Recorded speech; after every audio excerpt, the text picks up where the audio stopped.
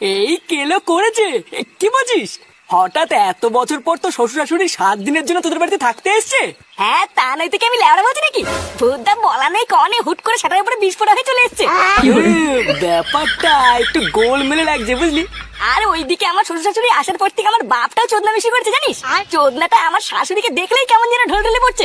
ও বাড়া, তোর বাপের কথা ছাড়, তোর বাপের একটু চুলকানি আছে। আগে বাড়ি গিয়ে ভালো করে খোঁজ নিয়ে দেখ বুঝলি, তোর শ্বশুর শাশুড়ি কতদিনের জন্য তোদের বাড়িতে থাকতে এসছে। পল্টুদা, ফুটুকে তো ওই মালখোর কথাটা বললাই না।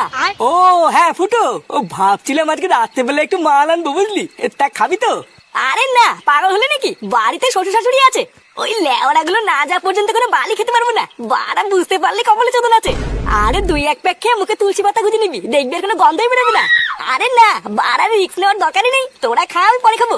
এমনিতেই বোকাচোদা গুলো কোনো সম্মান দেয় না, তারপরে মালমূল খেয়ে গিয়ে আর একটু সম্মান হারাই নাকি? বাড়া ওই চোদনা গুলোকে যেভাবেই হোক তাড়াতাড়ি তাড়াতে হবে।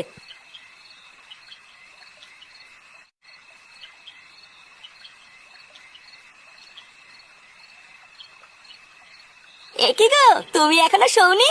আর শোয়া আসার পর থেকেই যা দেখছি ওই বাল দেখে কে ঘুম আসে। ও মা, কেন? তুমি আবার কি দেখলে? কি দেখলাম মানে? এই তুমি কি কিছু বুঝতে পারছো না নাকি?